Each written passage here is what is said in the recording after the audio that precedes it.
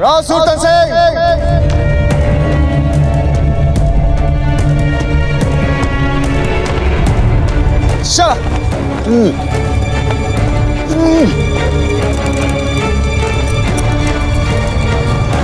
ये हमारे निकट आ रहे हैं, हमारे समीप आ रहे हैं।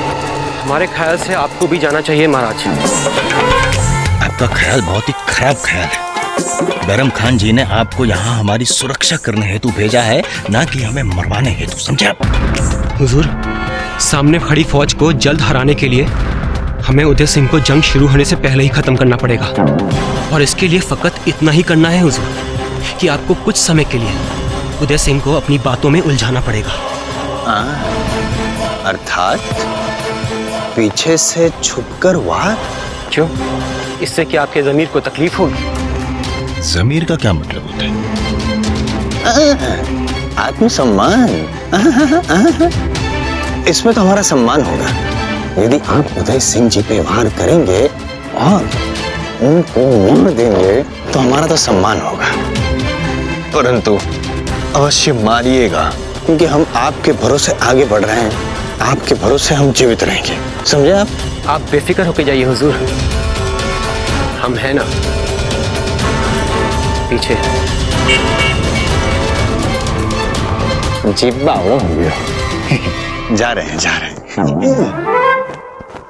परंतु आप जो है ना पीछे, अवश्य पड़े तो है ना आगे आ जाइएगा।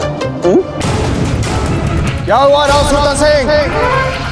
युद्ध की घोषणा करने का साहस है, किंतु बात करने का साहस नहीं है। अब तो हम अपने शस्त्र भी छोड़ा है।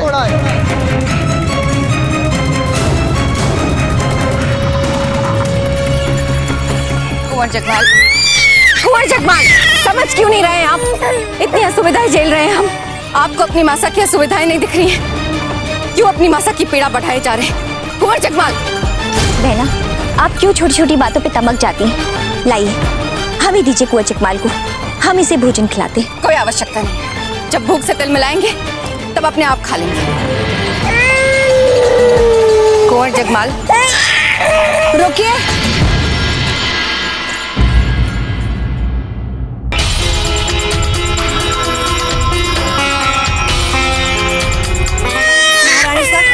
कुंवर जगमाल को हमें दीजिए, हम इन्हें भोजन खिलवाते हैं। आप भी आइए। आप भी जाइए।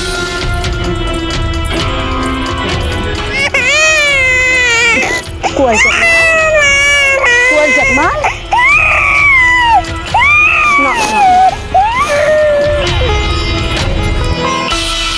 जीजा, थोड़ी देर विश्राम कर लीजिए।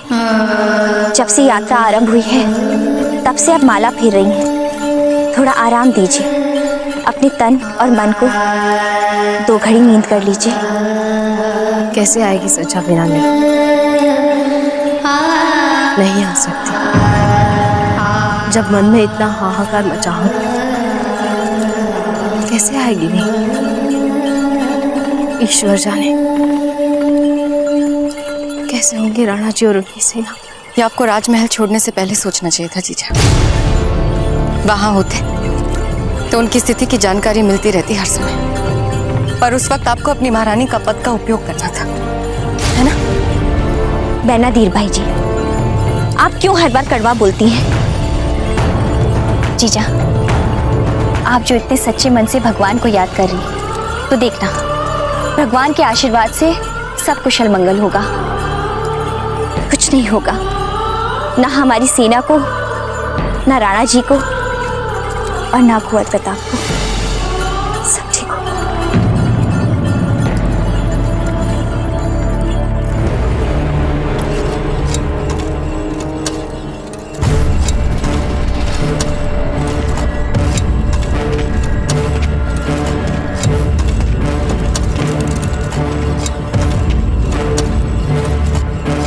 यदि हमारे इतने समझाने के पश्चात भी आप अपने निर्णय पर अटल हैं, तो फिर ठीक है।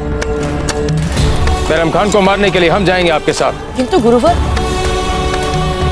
इस विषय पर और विवाद नहीं।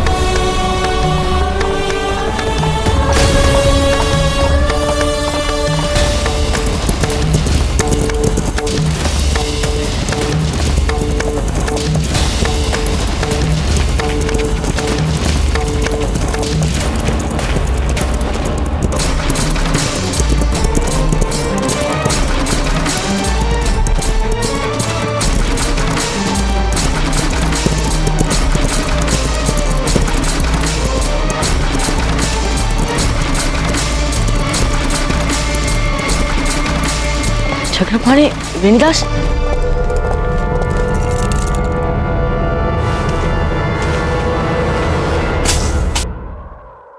अरे चक्रपाणी वेणुदास, आइए आइए। बात मत कीजिए हमसे बाबूजीराज। हाँ, उठाइए तलवार हमारे विरुद्ध। आज आपको हमारे साथ युद्ध करना पड़ेगा। हाँ, ये क्या?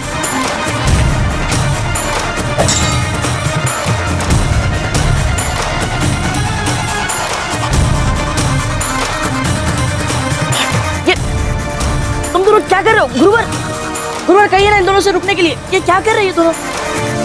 यदि हमारे शिष्य आपस में ही लड़ेंगे तो नैतिकता ये कहती है कि हमें निरपक्ष रहना होगा। बाबूजीराज, आप तो बड़े स्वार्थी निकले। जिस समय आपको मित्र की अधिक आवश्यकता थी, उस समय आप हमें भूल गए। जब आपने मुगलों के खेमे में जाने की बात सोची, आप तो हमें लेके जाना भूल ही गए ना। अर्थात आपने हमें मित्र ही नहीं माना। जब आप हमें मित्र नहीं मानते, इसका अर्थ यही हुआ कि आप हमें शत्रु मानते हो। नहीं, और जब आपने हमें शत्रु मान ही लिया है तो चलाइए हम पे तलवार। चलाइए बाबूजीराज, चलाइए तलवार हमारे पर। चलाइए बाबूजीराज, चलाइए तलवार। रुको।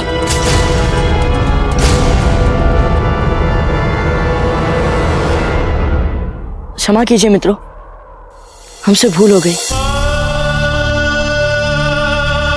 हम नहीं चाहते कि हमारे कारण हमारे मित्रों के प्राण संकट में जाए। वैसे ही कितने मित्रों को खो चुके हैं। हम आपको खोना नहीं चाहते, इसलिए हमने नहीं बताया। क्षमा कीजिए हमें। अब तो बड़े स्वार्थी निकले बाबूजीराज। हाँ, जब मातृभूमि के लिए जान देने का समय आया, तब आप अकेले ही चल पड़े। एक व्यर्थ सा लंबा जीवन हमें नहीं चाहिए बाबूजीराज। सच्चा तो ये होता कि हम मेवाड़ के लिए हंसते हंसते अपने प्राण दे देते। आप जैसे मित्र के लिए प्राण देना हमारे लिए 100 जन्मों से अच्छा है।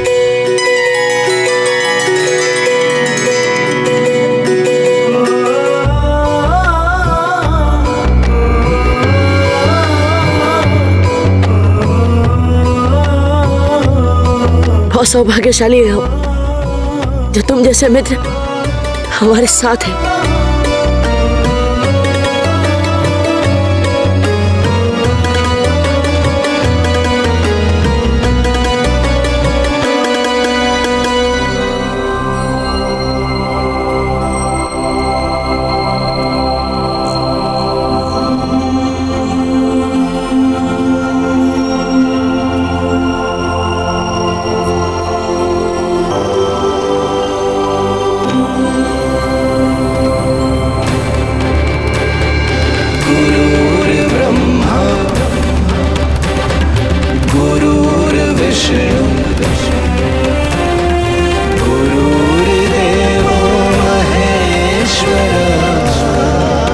विजय भाव।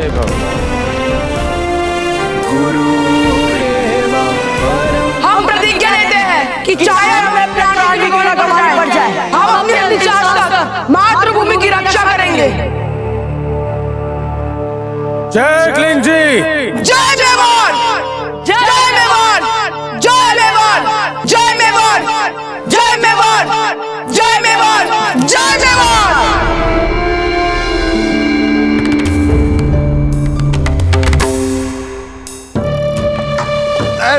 बस रुको रुको रुकिए रुकिए, आप रुकिए, वहीं पर रुकिए। हमने सुना है कि आप बिना शस्त्र के भी आप किसी को भी मारने की क्षमता रखते हैं, और थोड़ा सा अनुभव तो हमारा हुआ था। ऐसे जो घोड़े पे लटका के हमें लेके गए थे, कीचड़ में डाला था। सुल्तान सिंह, ये समय और ये स्थान मूर्खतापूर्ण बातें करने के लिए नहीं है। मुगलों ने क्या तुमसे तुम्हारी सारी समझ छीन ली है? मुगल अपने स्वार्थ के लिए बूंदी और मेवाड़ को आपस में लड़वाना चाहते हैं। क्या तुम्हें इतनी सी बात समझ नहीं आ रही? मुगल चाहते हैं कि हम दोनों आपस में लड़ें ताकि वो हम पर शासन कर सके। राव सुल्तान, अब भी समय, इन मुगलों के हाथों ही कठपुतली मत बनो। राणा उदय सिंह, आपने जो ये संवेदनशील बात की है उससे मारो जी बावड़ा, परंतु अब इन बातों का समय बीत चुका है। हर क्षण इतिहास बदलने का क्षण होता है राव सुल्तान सिंह। अब भी हम तुम्हारे सारे वहमों से भुलाकर अपने राज्य वापस लौट सकते हैं। हम ये भी भूल जाएंगे कि हमने आज से पहले तुम जैसा देशद्रोही नहीं देखा। तुमने अपने षड्यंत्रों से हमारे पुत्र की जान लेने की चेष्टा की थी। समस्त राजपुताने की एकता के लिए हम तुम्हारे इस अपराध के लिए भी तुम्हें क्षमा करने के लिए तैयार हैं। बस इन मुगलों की मित्रता छोड़ दो राव सुल्तान सिंह।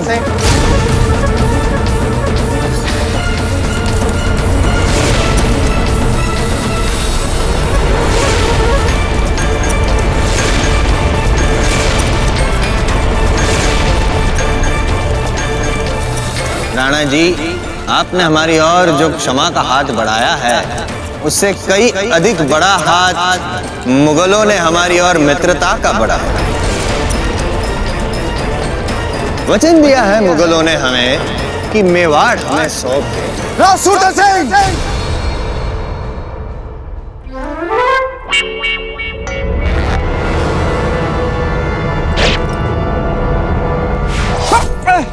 राणा जी! राणा जी! जिब्बा हो गया।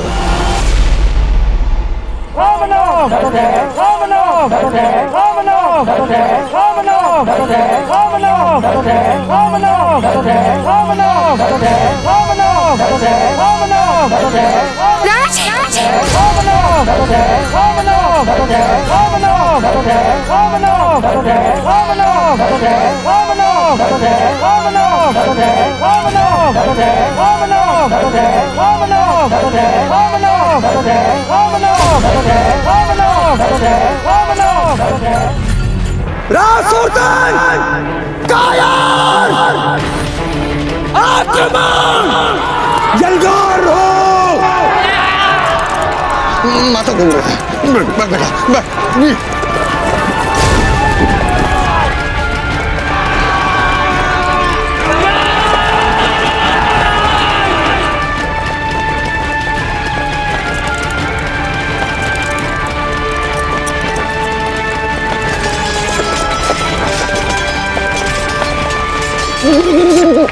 रुको। ये हमारी सूचना का पालन करो, हमारी रक्षा करो, पहले रक्षा करो। राणा जी चलिए।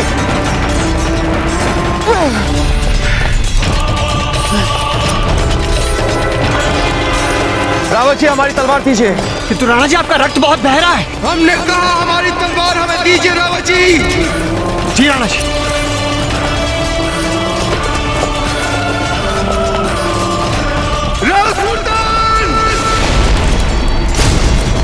बाबूजीराज, क्या हम थोड़ी देर रुककर पानी पी सकते हैं? मित्र क्षमा कीजिए, किंतु हमारे पास गंवाने के लिए अब समय नहीं है। बैराम खान भीलों के जंगल में प्रवेश करे इससे पहले हमें वहां घुसना है।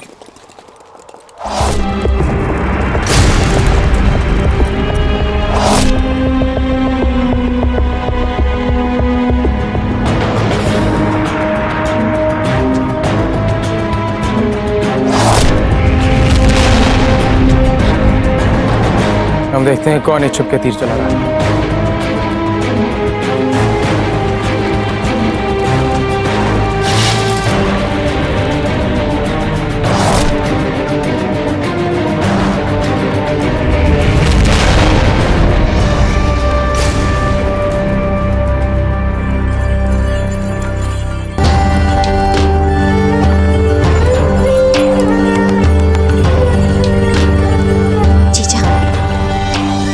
बुरा सपना देखा था। सच्चा बेना, जब दो सेनाओं में युद्ध चलता है, जीवन और मृत्यु का कुछ ऐसा खेल चलता है कि जब भी आंखें बंद करो बुरे बुरे सपने, और आंखें खोलो तो और भी बुरे सपने। जीजा, आप चिंता मत कीजिए, कुछ नहीं होगा राणा जी को। हम कह रहे हैं ना, कुछ नहीं होगा। अब सच कह रहे हैं सच्चा बेना, सच में राणा जी को कुछ नहीं होगा।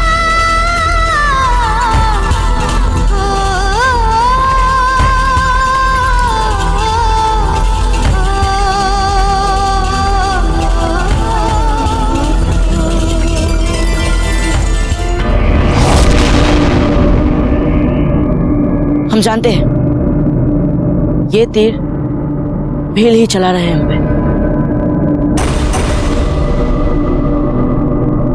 यदि आपको युद्ध ही करना है हमसे तो सामने क्यों नहीं आते? आओ सामने।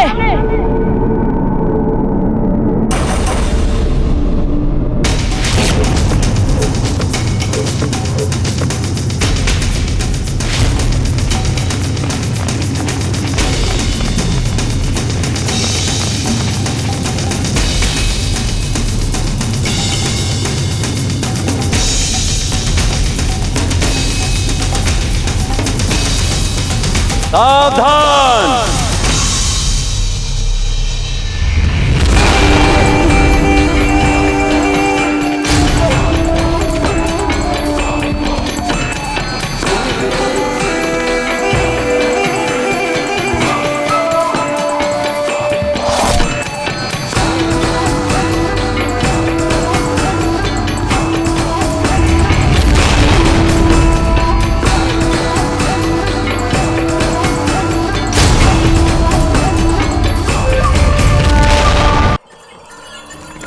अच्छा लगा राणा जी के लिए आपको चिंता करते देख, वरना आपके पास समय कहाँ बचता है कुंवर प्रताप से।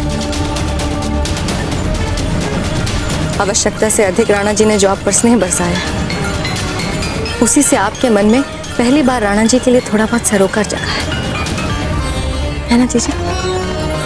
बैना, इस बार इतने समय बाद राणा जी ने जीजा की ओर ध्यान क्या दे दिया? आप तो उनके विरोधी हो बैठी हैं। और क्षमा कीजिए बैना धीरबाई जी, जहाँ तक बात है कुंवर प्रताप की, तो अपने प्रयासों से भीलों का मन जीत पाएंगे कि नहीं, उसकी प्रतीक्षा और अपेक्षा जितनी आपको है उतनी हमें भी। सही कहा आपने। कुंवर प्रताप के लिए चिंता तो हमें भी है।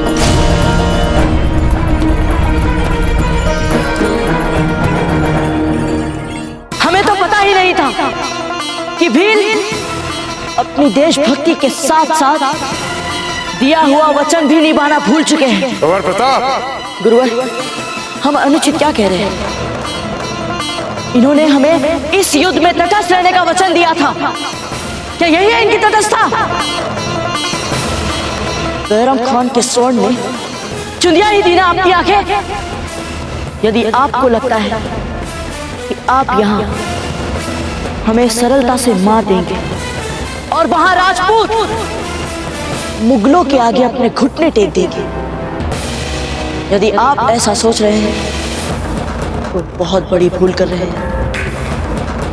क्योंकि जब तक हमारे देह में रक्त की एक बूंद भी रहेगी, सौगंध है हमें इस मातृभूमि की, हम उन विदेशी मुगलों के अपवित्र पग हमारी पवित्र मातृभूमि पर रखने नहीं देंगे।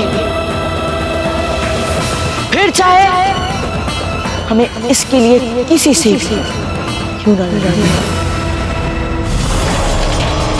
राणा जी, राव सुरतन के इन सैनिकों को हम संभालते हैं, तब तक आप अपने घाव का उपचार करवा लीजिए। आपका रक्त बहुत बह गया राणा जी। रावत जी, ये तो एकमात्र घाव है। हमारे दादी राज सांगा तो 80 घाव लेकर भी रणभूमि को नहीं छोड़ा करते थे। किंतु राणा जी, नहीं रावत जी, जब तक अपनी तलवार से उस राव सुरतन के टुकड़े टुकड़े नहीं कर देते, तब तक इस घाव से यूं ही रक्त बहने दीजिए। राव सुरतन, अगर आज हमारी तलवार के वार से बच सकता है तो बच। आ रहा हूं मैं। मारो मारो, उदय सिंह को मारो।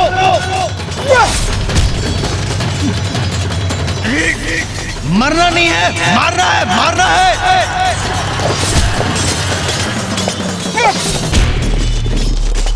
कुंवर प्रताप!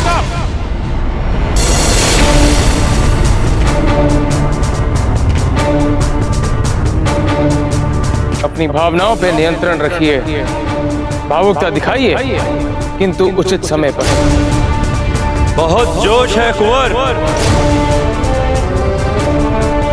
इस आग को और जोश को कम मत होने देना, हमेशा जीवित रखना।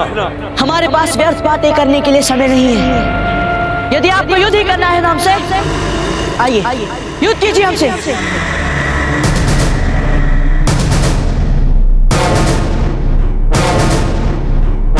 गुरुवर, हम इन पर आक्रमण कर तुरंत बचते हुए यहाँ से अपना अभियान पूरा करने के लिए चलेंगे। चलिए गुरुवर, आइए।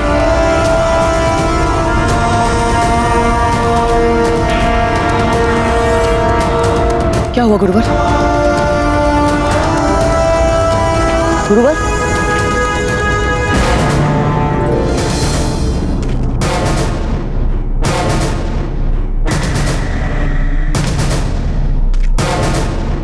गुरुवर आप ये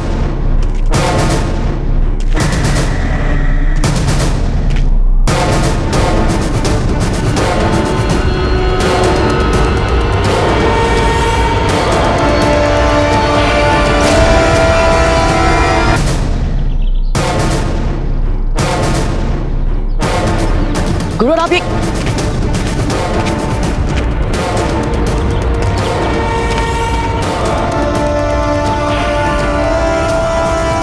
लीजिए, आ गए हम आपके सामने।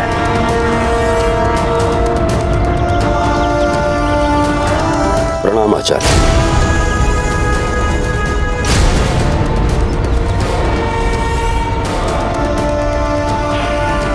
गुरुवर, गुरुवर ये सब क्या है? गौर प्रताप, आपके चरणों में तीर छोड़कर इन्होंने आप पर आक्रमण नहीं, आपका सम्मान किया। एक अच्छा धनुर्धर इसी प्रकार अपना बाण छोड़कर अपने सामने वाले पर सम्मान पूर्वक प्रणाम अर्पित करता है ना राणा पिताजी? बैरम खान का साथ देना या तटस्थ रहने वाली बात, आप इन दोनों बातों को भूल जाइए। हमने तो उसी समय निर्णय कर लिया था जब आप हमारे जंगल में आए थे कि हम आप ही का साथ देंगे। इसलिए नहीं कि आप मेवाड़ के राजकुमार हैं, बल्कि इसलिए कि आपने हमारे प्रति समानता और अपनत्व दिखाया था। हम भीलों को बाहर वालों से न तो कभी प्रेम मिला और ना ही भाईचारा, और आपने हमारे भीलों के साथ बैठकर रोटी खाई। ये निर्णय तो उसी समय हो गया था। गौर प्रताप को तो ये बहुत पसंद है। अनेकों बार इन्होंने गुरुकुल में विशेष रूप से रोटी अपने लिए बनवाई थी। खाओ कुंवर प्रताप। रही बैरम खान के स्वर्ण की बात, तो हम भीलों के लिए स्वर्ण किस काम का? तो फिर आपने ये बात बैरम खान के सामने क्यों नहीं कही? क्योंकि हम छापामार लड़ाई में विश्वास रखते हैं। घोषणा करके लड़ाई करना हमारी परंपरा नहीं है। हम भील किसी के सामने अपने मन की बात इतनी सरलता से नहीं रखते। मन की बात मन में ही रखते हैं, और जो करना होता है वो हमारे मन में ही रहता है। यही तो अंतर है मैदान की और जंगल की लड़ाई में। यदि यही निर्णय हम बैरम खान के सामने सुना देते तो बैरम खान दिल्ली से और फौज मंगवा लेता, हमारे जंगलों को चारों ओर से घेर कर हमें समाप्त कर देता। शत्रु को सचेत ही क्यों किया जाए? कैसे विश्वास कर लें हम आपका? कैसे विश्वास कर लें कि आप बैरम खान नहीं अपितु हमारे साथ हैं? कैसे विश्वास कर लें? ये सब एक चाल नहीं है।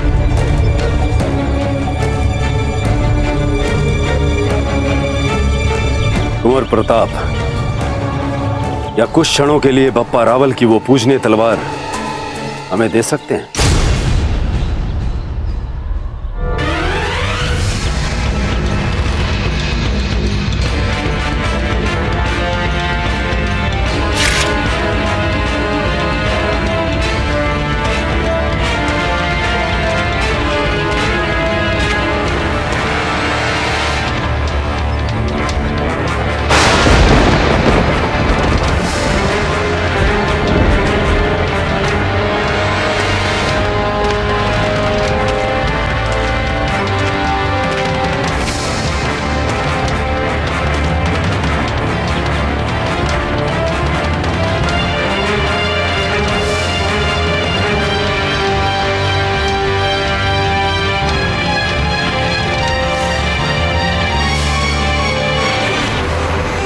बप्पा रावल की इस पूजनी तलवार की सौगंध खाते हैं,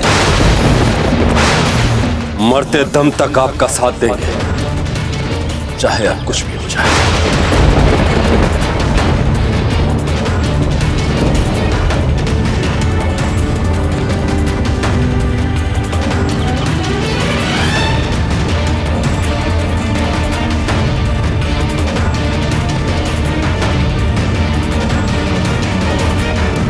आज से हर भील हमारा भाई हुआ राणा खेता जी।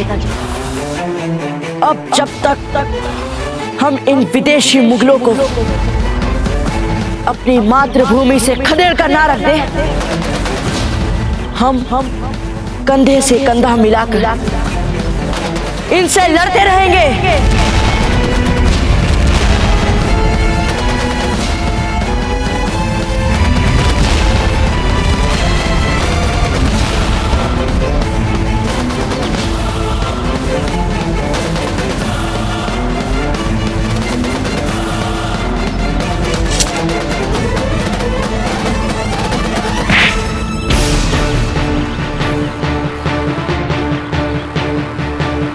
रानी जाया भीली जाया भाई भाई, रानी जाया भीली जाया भाई भाई, रानी जाया भीली जाया भाई भाई, रानी जाया भीली जाया भाई भाई, रानी जाया भीली जाया भाई भाई, रानी जाया भीली जाया भाई भाई।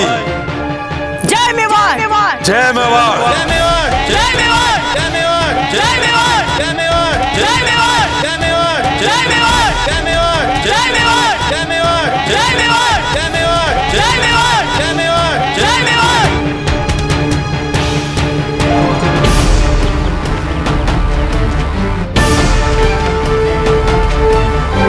ये क्या हो गया? कहाँ तो वो बैराम खान हमें सोने से लाद रहा था, और कहाँ ये लड़का हमें कुर्बानी पे तुला है। मुगल फौज अब चित्तौड़ के लिए कूच करेगी। ये जंग हमारे लिए कोई मुश्किल मरहला नहीं है, क्योंकि भीलों ने हमसे वादा किया है कि हम इस जंगल से निकल सकते हैं, और इसी जंगल के रास्ते हम कुछ ही दिनों में चित्तौड़ पहुंच जाएंगे, और चित्तौड़ को फतेह करने के बाद बहुत जल्द सारा राजपूताना मुगल सल्तनत का हिस्सा बन जाएगा। यलगार हो, यलगार हो।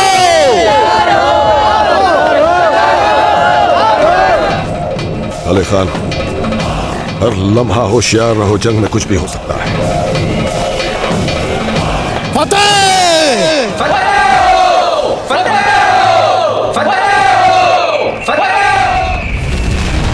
मोरे प्रताप, ये हमारा जंगल है।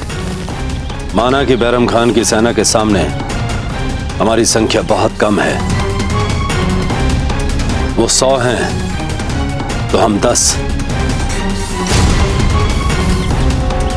परंतु छापामार विधि से संभवतः हम उनकी सेना पर जीत प्राप्त कर सकते हैं, उनकी विशाल मुगल सेना को भी हरा सकते हैं।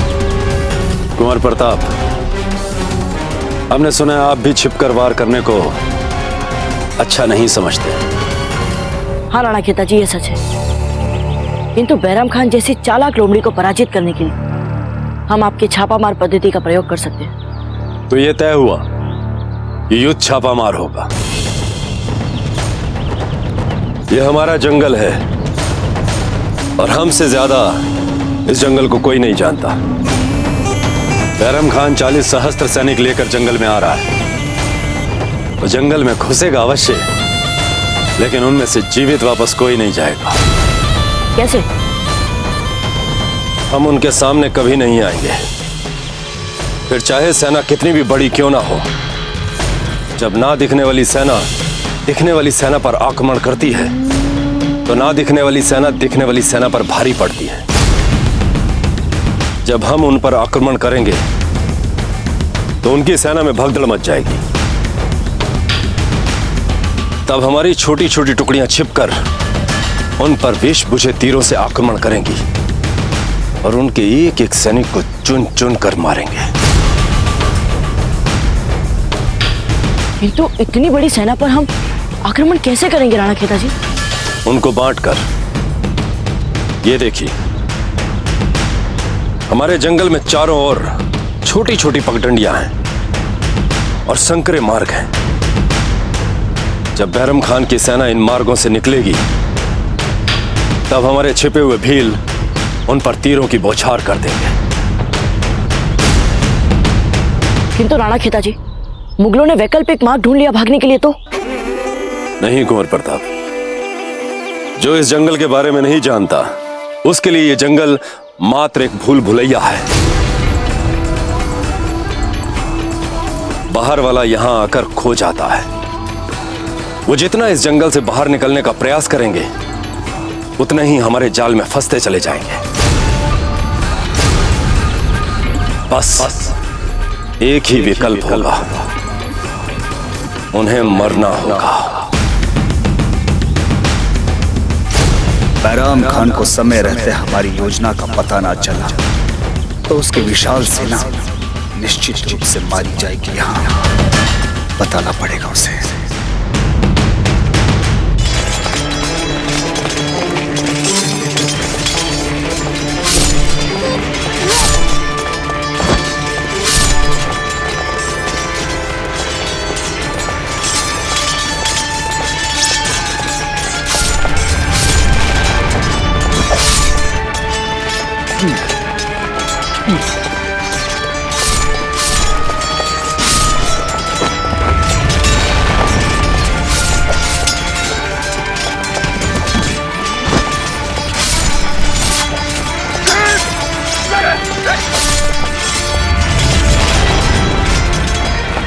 यूसुफ जी, यूसुफ जी, यूसुफ जी!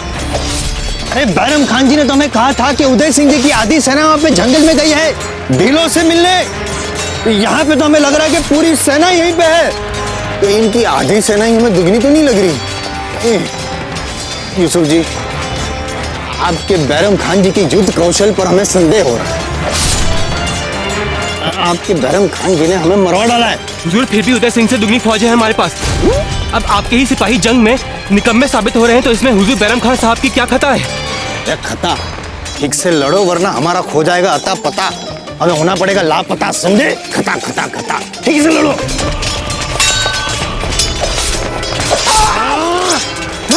राणा जी, हम राव सूरतन को सबक सिखाने के लिए जा रहे हैं। यहाँ उसके सैनिकों को संभालने के लिए हमारा सैन्य बल पर्याप्त है। नहीं रावत जी, राव सूरतन को उसके विश्वासघात और देशद्रोह के लिए हम स्वयं ही सजा देंगे। तो राणा जी, आप बुरी तरह से घायल हैं। हम हैं ना, हम जा रहे हैं। नहीं रावत जी, हम स्वयं जाएंगे और अपनी तलवार से उसका सर काटेंगे। राव सुल्तान, और हम अगर बच सकता है तो बच आज। उदय सिंह जी के साथ युद्ध? पागल कुत्ते ने काटा है क्या? अरे यूसुफ जी, उसे छोड़िए, आगे बढ़िए। उदय सिंह जी यहाँ पे आ रहे हैं। कुछ भी कीजिए, उन्हें मार डालिए, अन्यथा अन्यथा अन्यथा अन्यथा बैरम खान जी आपको नहीं छोड़ेंगे।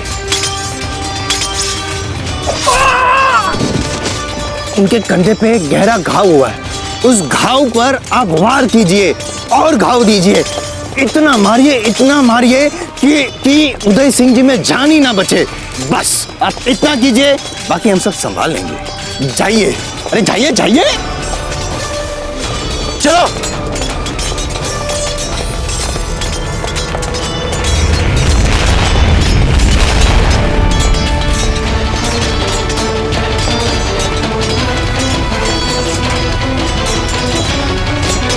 राव सुल्तान!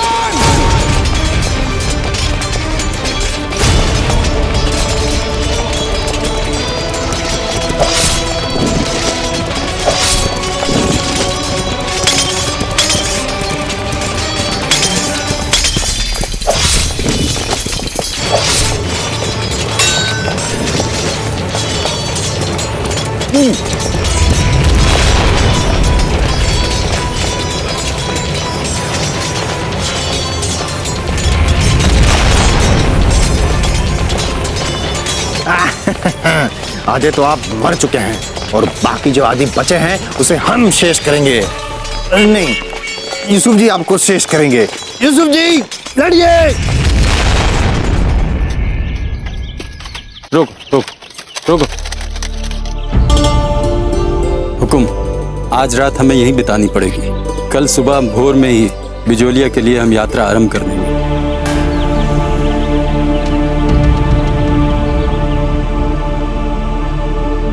यहाँ रुकेंगे? कैसी बातें कर रहे हैं आप? भूल रहे हैं कि हम मेवाड़ की रानियां हैं। हम अपने सेवक सेविकाओं को भी यहाँ ना ठहराएं। हम नहीं रुकेंगे यहाँ। आप जाइए। जी हुकुम। धीर बाई जी, यदि आपको ये स्थान अपने लिए उपयुक्त नहीं लग रहा है तो आप कुंवर जगमाल को हमारे पास छोड़कर इसी समय आपको जहां उपयुक्त स्थान मिले वहां जा सकती है। हमें सौगंध है एकलिंग जी की, आपसे कोई एक भी प्रश्न नहीं पूछेगा। किंतु यदि हमारे साथ रहना है तो अपनी राजसी पहचान छोड़कर अनुशासन में रहना होगा। समझ गई आप? अब मान भी जाइए ना बहना, एक रात की तो बात है। और वैसे भी हमारे लोगों ने स्थान का चुनाव हमारी सुरक्षा को देख के ही किया होगा और किसी को संदेह भी नहीं होगा हमें लेकर।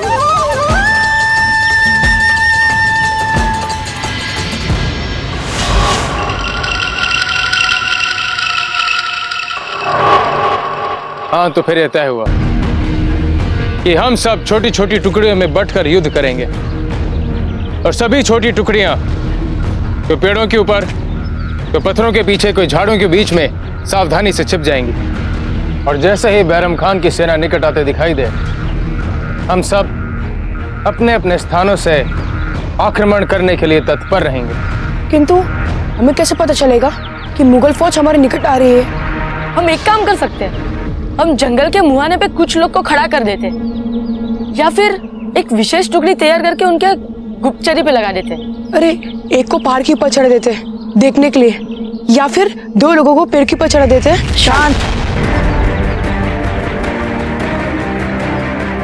हमें केवल इतना करना है, किसी एक को जंगल के मुहाने पर छिपा कर खड़ा करना है और उसे जैसे ही मुगल सेना आती हुई दिखे वो हम सभी को सचेत कर दे। अति उत्तम। किंतु सर्वप्रथम इस अभियान के लिए हमें अपना सेनापति नियुक्त करना होगा। एक ऐसा सेनापति जिसका नियंत्रण पूरी सेना पर हो। एक ऐसा सेनापति जो हमें इस युद्ध के लिए अंतिम आदेश देगा। युद्ध के समय किसी भी प्रकार का विवाद नहीं होना चाहिए और यदि हम बैरम खान की सेना से युद्ध करना चाहते हैं तो हमारी सेना में पूरा अनुशासन होना चाहिए। कौन होगा हमारी सेना का प्रमुख? आचार्य जी, योग्यता के आधार पर इस पद पर आपको नियुक्त होना चाहिए, पर हम जानते हैं कि आप कोई भी औपचारिक पद स्वीकार नहीं करेंगे, इसलिए इस पद पर कुंवर प्रताप को नियुक्त किया जाना चाहिए, क्योंकि योद्धा होने के साथ साथ ये नेतृत्व करना भी जानते हैं। नहीं राणा खेता जी, ये जंगल आपका है, ये लोग आपके, और सबसे बड़ी बात तो छापामार युद्ध। ये तो युद्ध की परंपरा है, ये पीढ़ियों से आपके रक्त में है। तो फिर इस सेना का प्रमुख आप ही को बनना पड़ेगा, क्योंकि आपका आदेश अंतिम आदेश हो। कुंवर प्रताप उचित कह रहे हैं, अब आप ही हमारा नेतृत्व कीजिए।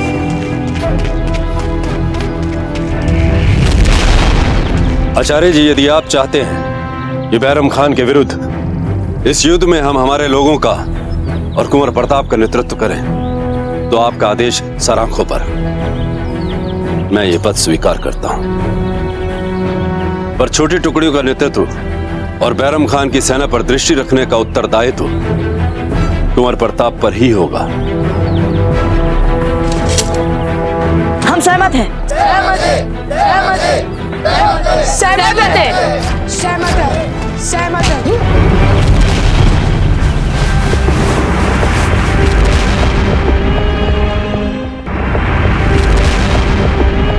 अब हमें यह तय करना होगा कि बैरम खान की सेना पर दृष्टि कौन रखेगा। क्षमा कीजिए गुरु। एक क्षण। हमें लगता है कि हमने अभी अभी किसी की चीख सुनी है। नहीं कुंवर प्रताप, आपने किसी जंगली पशु का स्वर सुना होगा। इस जंगल में बहुत पशु हैं। किंतु राणा खेता जी, हमें नहीं लगता है किसी जंगली पशु का स्वर है। कुंवर प्रताप, जो कार्य आपके सम्मुख है उस पे एकाग्रचित कीजिए। जो आज्ञा गुरु। आचार्य जी, सेना को दूर से आते देखकर सचेत करने के लिए मेरे पास बहुत ही योग्य और अनुभवी एक लड़का है। नत्था, तुम दूर जंगल के मुहाने पर जाकर खड़े हो जाओ। नत्था,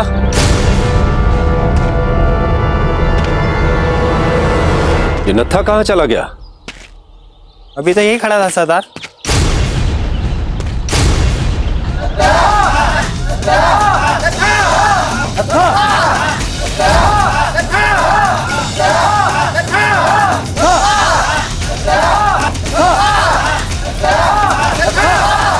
शांत, सभी लोग शांत हो जाइए। एक क्षण।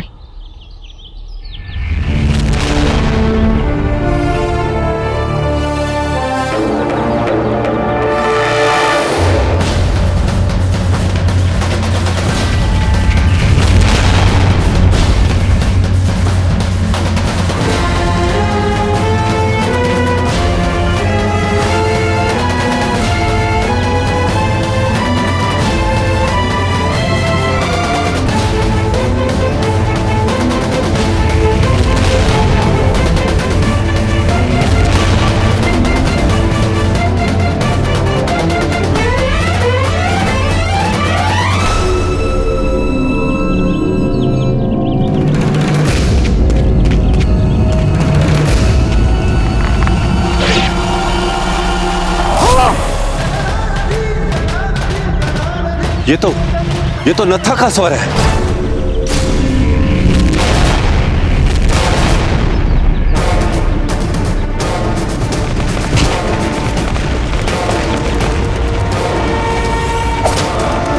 नत्था!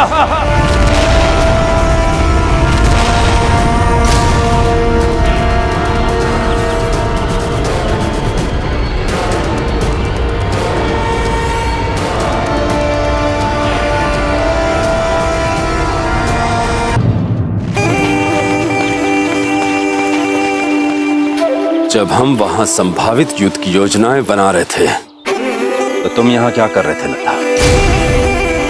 आप चुपचाप भागने का प्रयास कर रहे थे, नहीं? हम जानते हैं, क्योंकि हम तुम्हारे चलने फिरने गिरने सबका स्वर सुन रहे थे। ये क्या कह रहे हैं कुंवर प्रताप?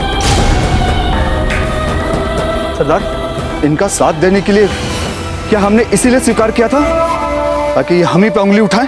व्यर्थ बातों के लिए मेरे पास समय नहीं है। बताओ क्या कर रहे थे?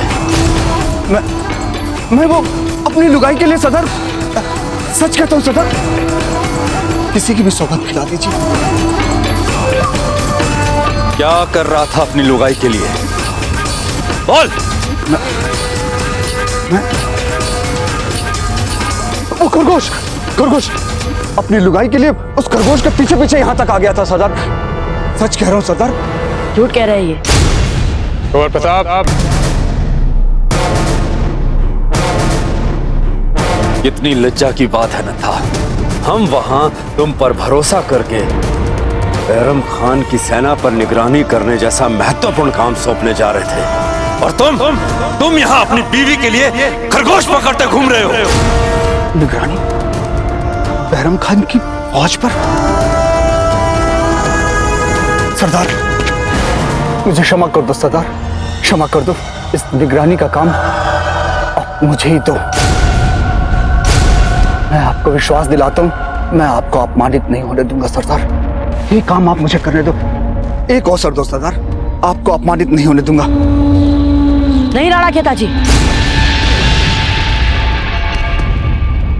हम इन पर विश्वास नहीं कर सकते, क्योंकि हम नहीं जानते जो ये कह रहे हैं ये सच है या झूठ? और प्रताप, अब एक क्षण यहाँ आइए।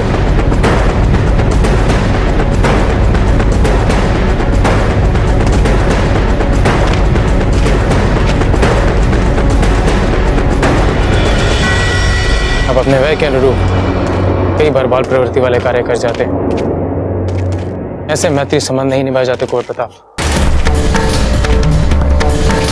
आपने उनके सबसे विश्वस्त व्यक्ति पर बिना किसी ठोस साक्ष्य के आरोप लगाया, उंगली उठाई। दोबारा आप ऐसा नहीं करेंगे। जो आज्ञा गुरुवर। किंतु गुरुवर, क्या हम राणा खेता जी से इनके साथ चक्रपाणी और विनीदास को भी रखने की अनुमति ले सकते हैं? ठीक है, ठीक है। धन्यवाद गुरुवर।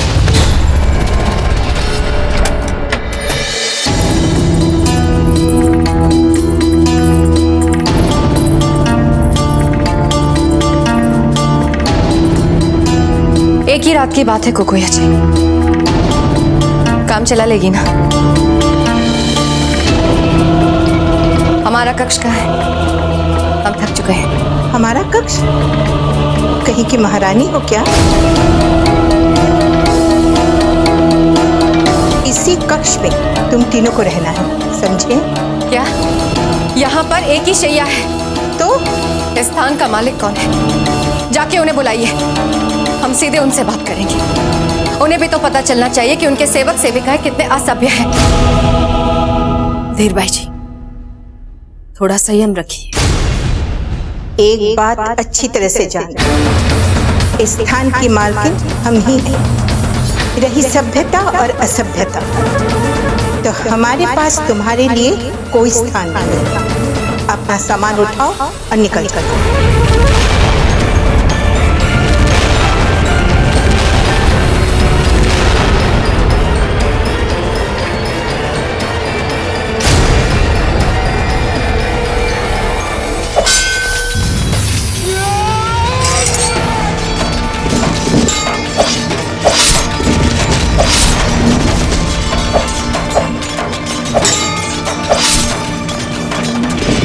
उदय सिंह जी, कैसी कड़क जान है आपकी, निकलती नहीं। ये हम देखते देखते थक गए, अब लड़ते लड़ते थकते नहीं है। साले खान, राजपुताना जिस पर फतेह हासिल करने का ख्वाब जलाल को सबसे ज्यादा अजीज है, जब हमारी फौज उस पर फतेह हासिल कर लेगी तो जानते हो उसका असर क्या होगा? जलाल हमें दिल्ली में वो रुतबा अता करेंगे कि फिर कभी कोई बैरम खान से किसी तरह का कोई सवाल करने की जरूरत नहीं पड़ेगा। आप बजा फरमा रहे हैं हुजूर। सिपाही और रफ्तार बढ़ाओ अपनी, रात होने से पहले पहले पार करना है हमें ये जंगल। चलो।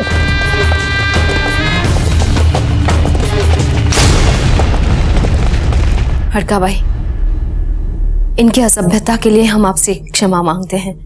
वो हम तीनों में सबसे छोटी है ना, इसलिए भावनाओं में बहकर कभी कभी उनके मुंह से ऐसे शब्द बाहर निकलते हैं जो वो कहना नहीं चाहते। क्षमा कर दीजिए। आप कहती हैं तो ठीक है, लेकिन ये शैया इसे नहीं मिल सकती।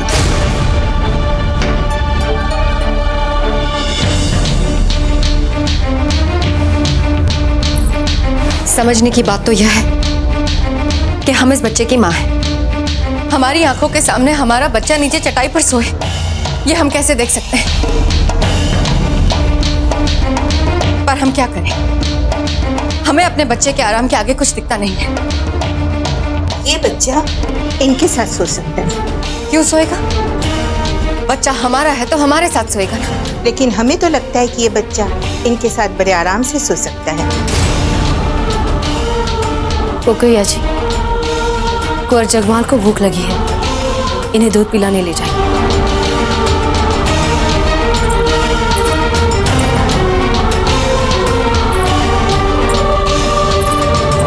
मीना, मूर्ख मत बनिए। रात बिताने के लिए हमारे पास और कोई स्थान नहीं है।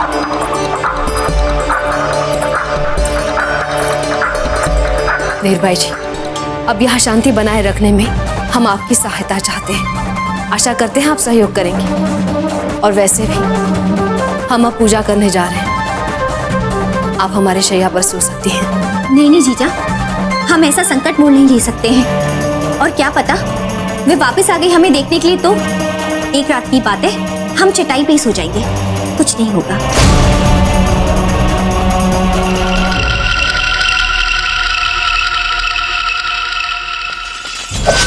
राणा जी!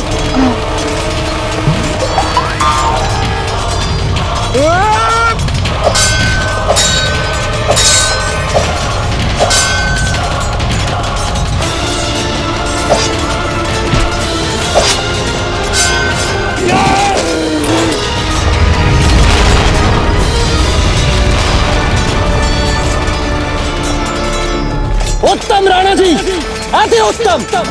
हम पिछले 20 वर्षों से आपके साथ युद्ध लड़ रहे हैं, किंतु आज भी आप अपने अद्भुत युद्ध कौशल से हमें विस्मृत कर देते हैं। सुल्तान! आपको बुला रहे हैं। कायर! आज सामना कर हमारा!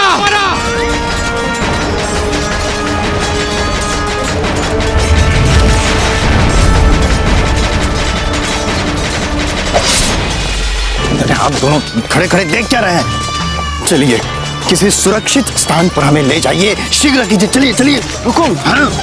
क्या हम युद्ध में छोड़कर भाग रहे हैं? आपको आपत्ति है? इतनी इच्छा है वीरता दिखाने की तो विरोधी सेना में जाके जुड़ जाइए। राजा से प्रश्न पूछ रहे हैं, क्या कर्तव्य है? क्या आदेश दिया था हमने आपको कि सर्वप्रथम आप हमारी रक्षा करेंगे, हमें बचाएंगे? हमें बचाइए। हम आप दोनों को उदय सिंह जी के साथ भिड़ने का अवसर दे रहे हैं। ये बहुत ही बड़ा अवसर है। यदि लड़ते लड़ते आपके प्राण चले जाए तो क्या समझेंगे आप? समझिएगा कि आपको वीर गति प्राप्त हुई है। वीर गति बहुत बड़ी बात होती है। आप जाके लड़िए, तब तक हमें पलायन होने का अवसर मिलेगा। जी पावर हो गया। जाइए जाइए, लड़िए लड़िए, जाइए जाइए। अब आइए, अब आइए।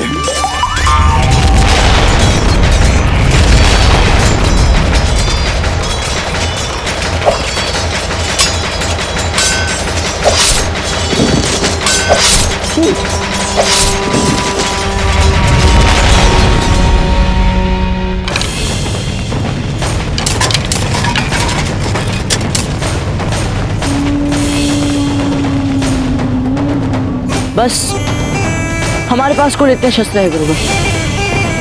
आचार्य जी, हमारे हर वीर भील के लिए एक एक शस्त्र तो हो ही जाएगा, परंतु 40,000 मुगल सैनिकों से युद्ध लड़ने के लिए ये शस्त्र कम पड़ेंगे। यदि हमें ये युद्ध जीतना है, तुम्हारे हर भील के पास कम से कम 3-3, 4-4 शस्त्र तो होने ही चाहिए आचार्य जी। तो हमें तुरंत आवश्यकता अनुसार शस्त्र बनाने चाहिए। राणा खेता जी, आपको क्या लगता है कितना समय लग जाएगा शस्त्र बनाने में? कम से कम 3-4 पहर तो लग ही जाएंगे। सिपाहियों, कुछ ही घंटों में हमें उस जंगल तक पहुंचना है। जल्दी करो। हम समय क्यों व्यर्थ कर रहे हैं? बिना किसी विलंब के शस्त्र बनाने का कार्य आरंभ किया जाए। जाइए और आवश्यकता अनुसार कच्चा माल एकत्रित कीजिए।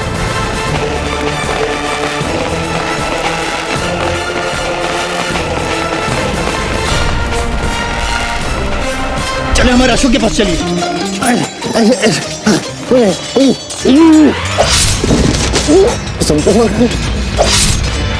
जाइए जाइए।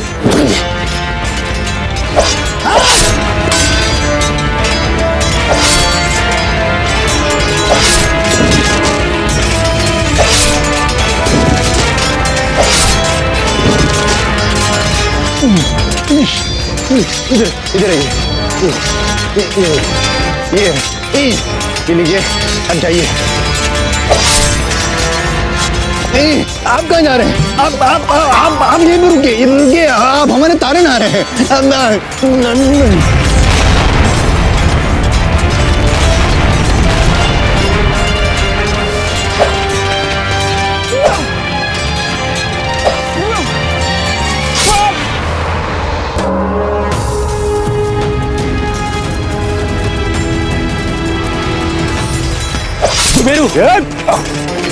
हमें फौज को फौरन पीछे हटने का हुक्म देना चाहिए ताकि पीछे हट के दोबारा नए सिरे से जब मौका मिले तो हमला कर सके। इस वक्त तो दुश्मन हम पर भारी पड़ता जा रहा है, पीछे हटना ही मुनासिब दिख रहा है। परंतु यूसुफ जी,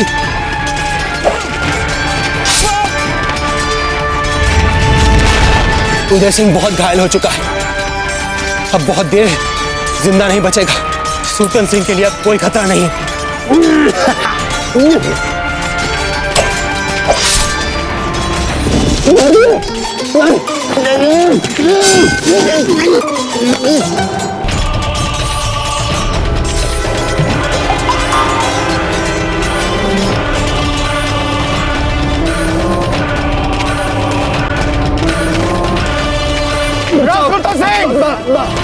काले बालों वाला शेर आ गया।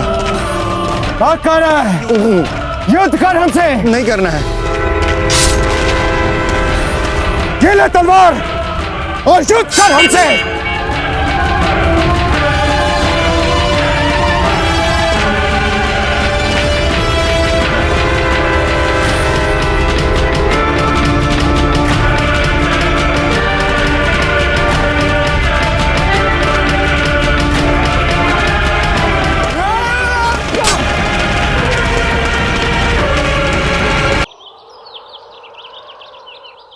आप थोड़ा सरक सकते हैं, हमें कुछ दिख नहीं रहा है आगे। आप थोड़ा हटिए ना। बहरे हो क्या? हम आपसे कुछ बोल रहे हैं, आप हटिए यहाँ से।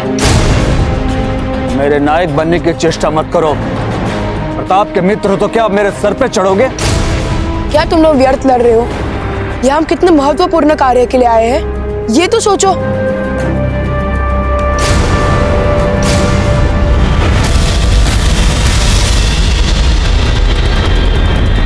हे क्लिंजी, ये मुगल फौज तो निकट आ रही है, हमें तुरंत ही उन्हें सतर्क करना होगा।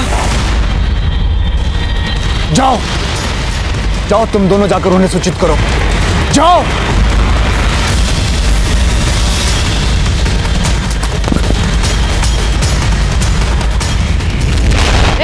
तुम भी चलो ना हमारे साथ, ये आप करने के लिए कोई काम नहीं बचा। हाँ शीघ्र चलो। ठीक है चलो।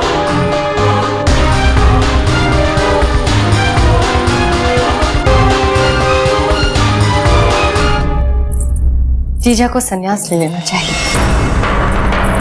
8 पहर पूजा पाठ, यदि इतनी पूजा पाठ करती है तो मेवाड़ पे ये विपत्तियां क्यों? बहना, जीजा मात्र अपने लिए नहीं, हम सबके लिए प्रार्थना करती हैं। और हमें पता है अब भी जीजा राणा जी के लिए ही प्रार्थना कर रही हैं। अच्छा, अभी तक तो राणा जी के कोई समाचार नहीं आए कि? बहना, हमें लगता है जीजा को सदैव आत्म प्रेरणा मिल जाती है। इनका मन बहुत स्वच्छ है। तभी देखिए ना, जब भी राणा जी पे कोई संकट आता है जीजा को पहले से ही आभास हो जाता है। युद्ध भूमि पे भले ही राणा जी शौर्य दिखाते हैं, किंतु प्रार्थनाएं जीजा की काम आती हैं। ये जो मोर मुकुट वाले भगवान जी हैं ना जीजा के, जीजा सदैव इनसे राणा जी की रक्षा और मंगल कामना के लिए प्रार्थना करती हैं। और देखे ना, भगवान को इनकी सुननी पड़ती है। इसलिए हम दोनों से अधिक जीजा राणा जी के निकट है।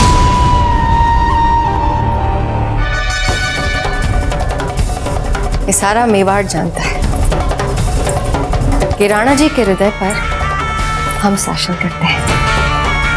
ये हर कोई जानता है कि राणा जी की सबसे प्रिय रानी हम हैं। तो हम ना कहाँ कह रहे हैं बहना? हम तो मात्र ये कह रहे हैं कि जीजा का अंतःकरण इतना शुद्ध और पवित्र है कि उनकी मन और आत्मा राणा जी के सदैव निकट रहती है। जीजा और राणा जी एक दूसरे के लिए बने।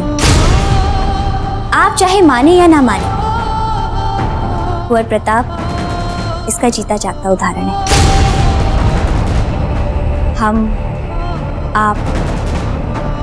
हम सबके सामने हैं।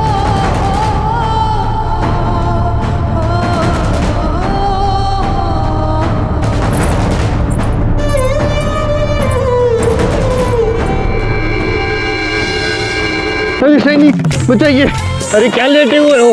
अरे सब शव बने पड़े हो। अरे छुपा बजाए, उठो, कोई तो बचाओ, कोई तो बचाओ। सुल्तान!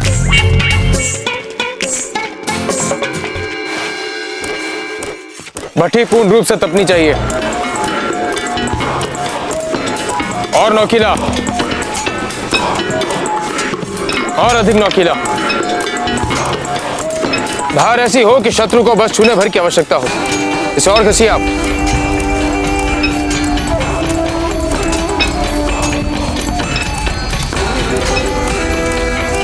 अब ये साधारण तीर से ये संसार का सबसे संहारक शस्त्र बन चुका है। मात्र इस विष में एक क्षण डुबाने से? कुंवर प्रताप, ये साधारण विष नहीं है। हम भील विषाक्त कलिंदी नागों से विष एकत्रित करके इसे विशेष विधि द्वारा धूप में आग में तपाकर गाढ़ा करते हैं, जिससे इतना संहारक विष बन जाता है कि मात्र छू लेने से किसी की भी मृत्यु हो सकती है।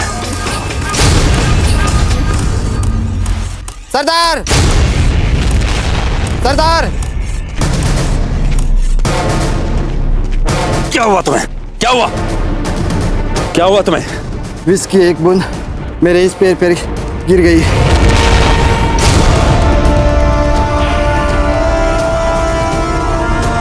लेकर आओ इसे मेरे पीछे, पकड़ो।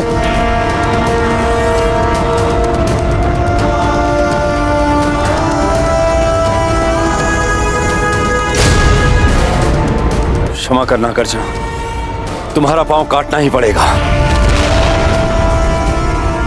रुकिए राणा खेताजी, आप ये क्या कर रहे हैं? अगर इसका पांव नहीं काटूंगा तो विष पूरे शरीर में फैल जाएगा और ये तड़प तड़प कर मरेगा।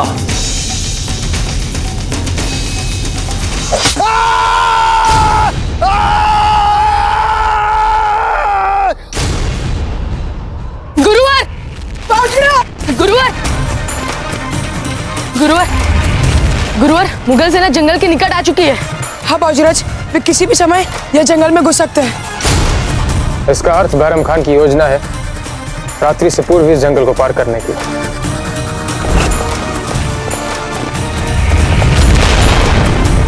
लेकिन अभी तो हम लोग युद्ध के लिए तैयार भी नहीं हैं। कोई बात नहीं, हमारे पास जितने शस्त्र हैं हम उन्हीं से लड़ेंगे उनसे। कुंवर प्रताप, आप अपने दल के साथ अपना मोर्चा संभालेंगे। नथा, तुम कुंवर प्रताप के साथ रहोगे। सब लोग मेरी बात ध्यान से सुनिए।